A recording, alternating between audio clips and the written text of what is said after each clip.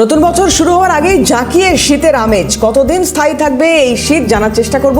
মফিজুল ইসলাম আমাদের প্রতিনিধি রয়েছেন এই মুহূর্তে সরাসরি। মফিজুল, কি বলছে হাওয়া অফিস?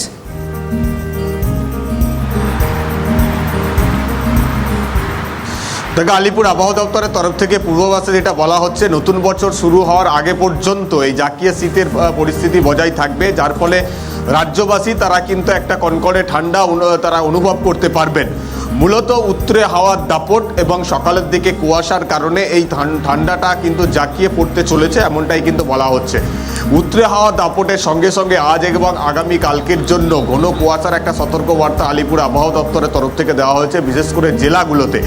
সেক্ষেত্রে এই কুয়াশার কারণে ভোরের দিকে দৃশ্যমানতা 200 মিটারের নিচে নেমে যেতে পারে ভোরের দিক থেকে সকাল পর্যন্ত, এবং কুয়াশা ধীরে ধীরে কমে যাওয়ার পর দিনের তাপমাত্রা কিছুটা হয়তো দিনের বেলা বাড়তে থাকবে, কিন্তু পরবর্তী সময় রাত থেকে আবারও কিন্তু তাপমাত্রা এতটাই নিচের দিকে নামতে থাকবে যাতে করে কিন্তু জাঁকিয়ে ঠান্ডার একটা সম্ভাবনা বা জাঁকিয়ে ঠান্ডার একটা পরিস্থিতি সেটা কিন্তু বজায় থাকছে।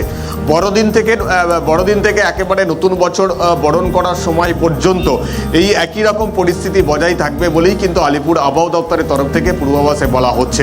ফলে সেই জায়গা থেকে দাঁড়িয়ে ডিসেম্বরের মাঝামাঝি সময় কোথাও একটা তাপমাত্রা বেড়ে যাওয়ার কারণে শীত একটা উদাও হয়ে গিয়েছিল। ফলে সেক্ষেত্রে প্রত্যেকটা রাজ্যবাসীর মনের মধ্যে একটা ভাবনা ছিল কবে সেই ঠান্ডা আসবে, কবে শীত পড়বে, হাড়কাঁপুনি ঠান্ডা কবে আসবে। সেই রকমই একটা পূর্বাভাস আলিপুর আবহাওয়া দপ্তর জানাচ্ছে যে বড়দিনের সময় থেকে নতুন বছরের কে বরণ করার সময় পর্যন্ত কিন্তু এই হাড় কাঁপানো ঠান্ডা বা জাঁকিয়ে শীতের যে পরিস্থিতি সেটা কিন্তু বজায় থাকবে। অনেক ধন্যবাদ মফিজুল। কথা বলছিলাম, মফিজুল ইসলাম ছিলেন সরাসরি।